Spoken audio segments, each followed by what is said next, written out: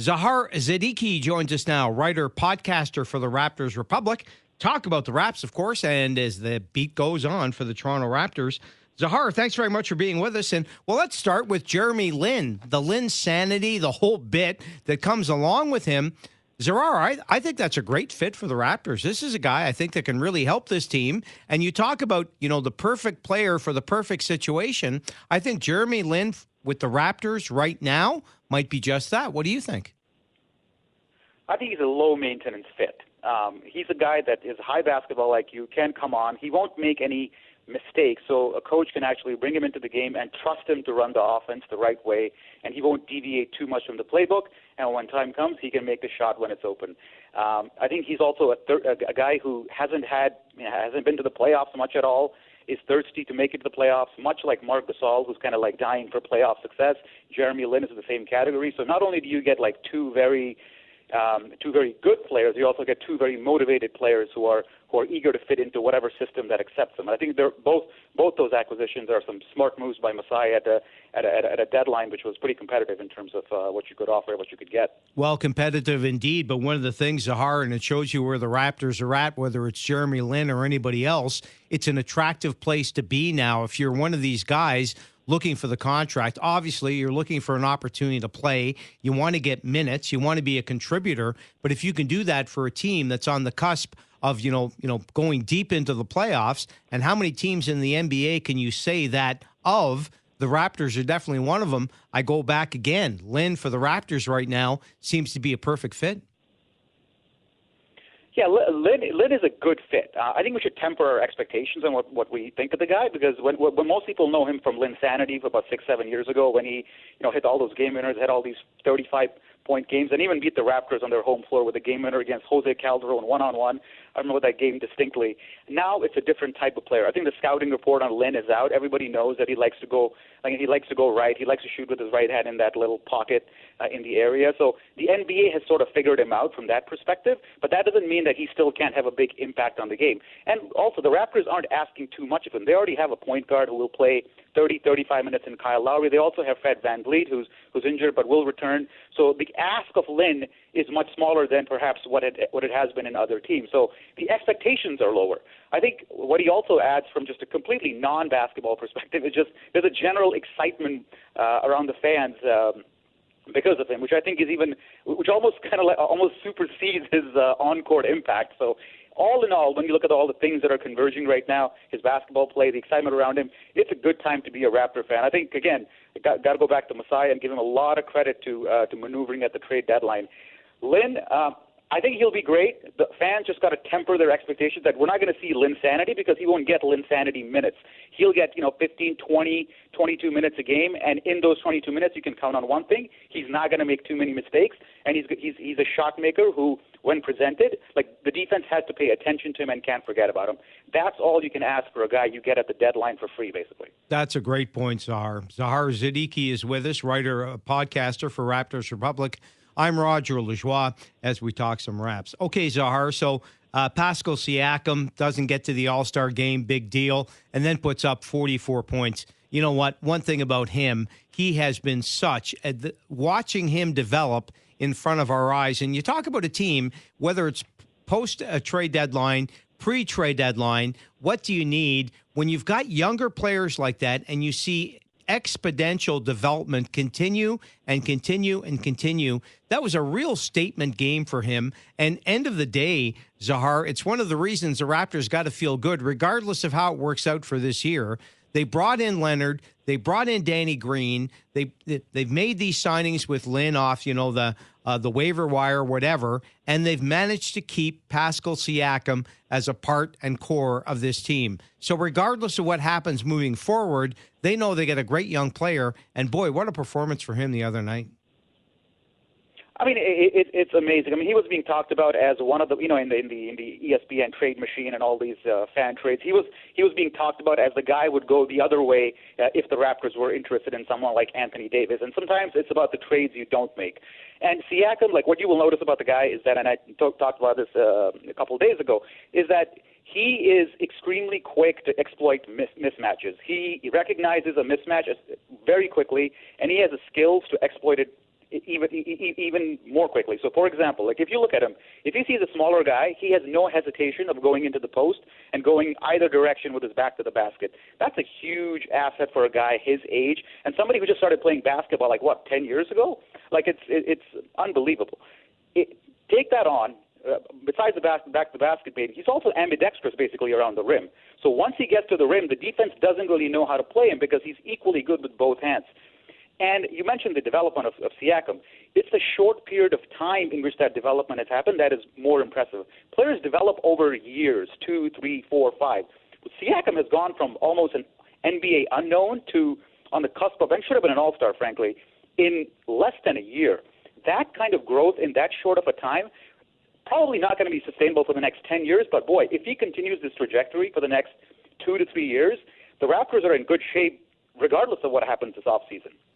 Totally agree there. So, Zarar, one of the other players that was considered kind of the untouchable young players on this team for the longest time was OG Anunoby, and it's been a tough year for OG personally, professionally. Been a lot of things that have, a lot of reasons why, and has been frustrating. But, boy, to see him come up with the performance he did the other night as well. Talk about the importance of him being able to contribute because, when you make deals, you bring in Gasol, you give up depth, you give up Wright, you give up players who maybe you can help you and say what you want about C.J. Miles. It was another body off the bench.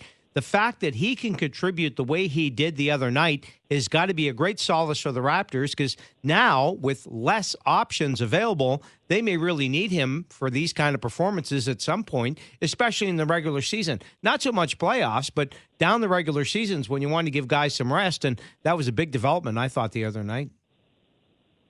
Yeah, well, and OG is a guy, he's not going to score 22 points every night, but what he does bring you, and what he can bring you quite easily is defensive intensity and defensive play.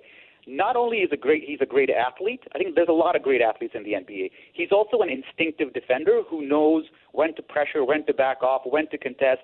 He's one of the better players at closing out the three-point line, for example. A lot of players, when they see a shooter wide open, they have the instinct to kind of jump at him, and the guy fakes him out, and you get an open shot. OG has the presence of mind to just close out really quickly. So he has these instincts that, for his age, are pretty awesome, I'd say.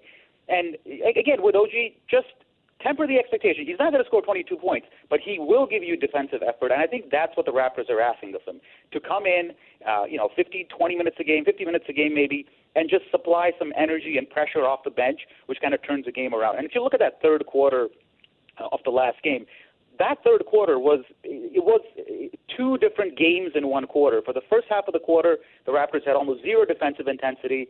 They were getting what they wanted. They bring Lin and OG in, and the game changed on the defensive side. So even though he scored 22 points, his biggest contribution in that game was partnering with Lin and just really pressuring the backcourt, forcing turnovers, and doing some of those small things. And I think when you look at OG's trajectory over the next 3 to 4 years, his offense will come. I think the Raptors coaching staff can work with him, develop his jumper, develop his back to the basket game. Those are kind of medium-term, long-term things. But for the next 3 months of this NBA season and the playoffs, what the Raptors want from him basically is strong defense and decent corner three-point shooting, because the defense tends to leave him open. He's a guy that on the court people will forget about on defense, and he will get open shots, especially from those corners. He's got to knock those down. So again, simple things is what OG needs to do to be a productive player for the Raptors. Zarar, let's take a breather for a second. We'll get to Marc Gasol and the rest of the lineup decisions the Raptors have to make in a second. But let's talk about at the All-Star break, 43-16, 5.5 games ahead of both Boston and Philadelphia, one back of Milwaukee. It's not perfect, but it's pretty damn good when you look at where the Raptors are and what they've accomplished so far, and when you look at the rest of the second half schedule that is largely, I would suggest, quite favorable to them in terms of the kind of opposition that they're going to be meeting. Two-pronged question for you. No, go ahead. And so the regular season, I think the one thing we've learned, from last year, winning close to 60 games, it's a stepping stone to becoming good. Like the regular season is something basically you're developing your muscles for the postseason. And as the Raptors found out the last couple of years, regular season success doesn't really mean that much. I think this team has gone through that experience and understands that, winning 46 games or whatever it is, and even if you go on to win 60 games, means nothing in the postseason. It's a good pat yourself on the back, move on. That's not what the season is about. I think the last thing the Raptors should do is get too complacent about regular season success, because they've made that mistake in the past, and they've gotten bitten in the postseason for it. Now, what's different about this team is this team is good, not just good, if that makes any sense. Like, the Raptors have had good teams in the past where you kind of have always had a feeling that they don't have what it takes to face up in the postseason. They don't have maybe the right amount of defensive attention being paid. They don't have the right clutch offense. This year, I think there's the players on there, the experience on the team gives you better hope that when it comes to, Game 5, in Philly, or like a Game 7 in Boston, you have the tools to pull it off. So even if the Raptors go, honestly, I don't really care what the Raptors go from now till the end of the season. It's more about staying healthy, getting Kyle Lowry engaged, making sure like his shot is working okay, everyone's healthy, the offense is clicking, and then you go into the postseason and do your best there. So regular season success, great, but as a Raptor fan for like long time, I've seen great regular seasons which end up in absolute disaster in the playoffs. Means very little to me. No, 100%, and I don't disagree. But this team is a little different, as you said, with Leonard and Green and Lynn and other people compared to other Raptor teams. So regular season, I get you. But when you look at this team, though, Zarar, they're 24-5 on home court. I mean, how important is it when push comes to shove, we get to the end of the regular season? Yes, we know recent past history. It doesn't matter. You can still lose. But there's no LeBron James in the conference. It looks like to be very competitive at the top. Surely trying to get that number one seed, nailing it down, getting home court is still something that has to factor into the team's planning as we get to the playoffs. It's easy enough to say it doesn't make any difference. Just wait till the playoffs go. But I'm sure the Raptors want to take advantage of that schedule as well. And with the depth they do have, to win as many games. And listen, you're the number one seed. And how many times in the last, if we want to go back to recent playoff history, the Raptors have won 2 Game 7s at home. So surely if push comes to shove and they play in Milwaukee or anybody else, they'd like home court, no? Absolutely. I think, as you said, the 2 Game 7s against Indiana and Miami a couple of years ago were massive, and I think they should definitely aim for the number one seed like they did last year. Sure, there's no LeBron this year, and I totally agree that the East is definitely an easier path. That's why you see teams like Philly, Milwaukee kind of loading up and making trades and trying to go all in for this season, because you can almost touch the NBA Finals without LeBron here. So I fully think the Raptors should go and win as many games as possible and try to get the number one seed. What I also think is one thing that we made the mistake of doing in the past is going for regular season success at the expense of the health of our players. Kyle Lowry is a great example. I think I don't know if Kyle Lowry over the last 3 years has been fully healthy in the playoffs ever. I don't think so, because I think if you look at the tail end of every season, he's playing 35, 36 minutes a game, which has an effect in the postseason. So I say minutes management down the stretch and making sure your key players are healthy heading into the postseason is just as important. Agreed. Zarar Siddiqi is with us from Raptors Republic. I'm Roger Lajoi. All right, Zarar, early returns on Marc Gasol. I love the deal. It's hard not to. This is a guy who's been a Defensive Player of the Year in the NBA, a guy who brings a certain element to the game. However, working him into the lineup, one of the, the challenges the Boston Celtics have had this year is they have so many primetime players, and they've not found a way yet, at least, to be cohesive and work them all into the lineup. Raptors' situation is not quite the same, but how they eventually adapt Gasol come playoff time, where he plays, when he plays, especially vis-a-vis Ibaka. Does he come off the bench? Does he start? How much of a factor do you think that matters? And what do you think the Raptors' mindset is, and how best to utilize the guy they've brought in on the deal? Yeah, that's a difficult one, right? I think that's Nick Nurse's biggest challenge right now, is that he has been he's got Marc Gasol now, and it's very tempting to just kind of go put Gasol into the lineup and say, okay, let's just throw the ball to the big man and just run a pivot offense around him so he can kind of like hold the ball in the high post and we just work around that. I think that would be the almost the laziest thing to do. I think Gasol can offer so much more to you on offense.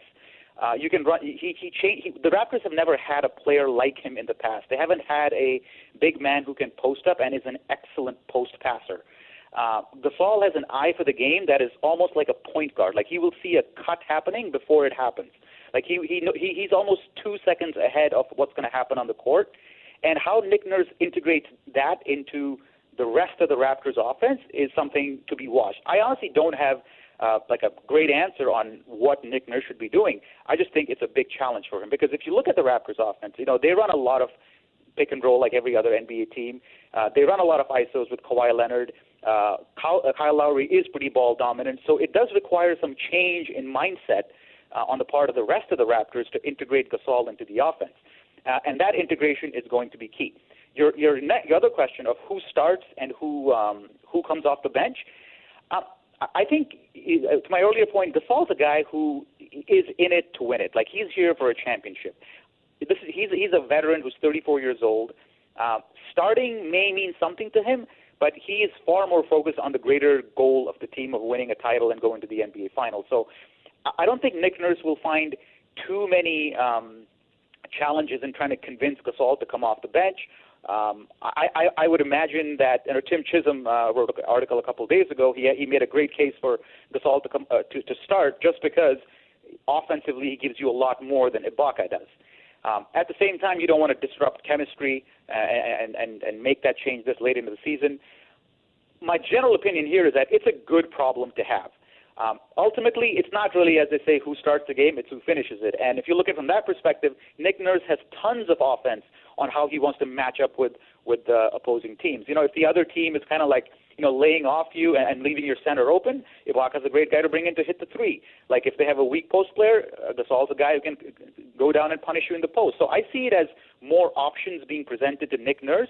The question really isn't who starts and who comes off the bench. The question is, does Nick Nurse recognize when it's the right time to use the right player? And that's where coaches make their money. There's no doubt about it, and you said it perfectly, Zarar. It is a nice problem to have with this Raptor team. 43-16 as the All-Star break comes to fruition, and this Raptor team definitely in good shape. Zarar Siddiqi joining us, writer, podcaster for Raptors Republic. Talk some Raptors tonight on Sportsnet tonight. Zarar, great to have you on the show. Thank you so much.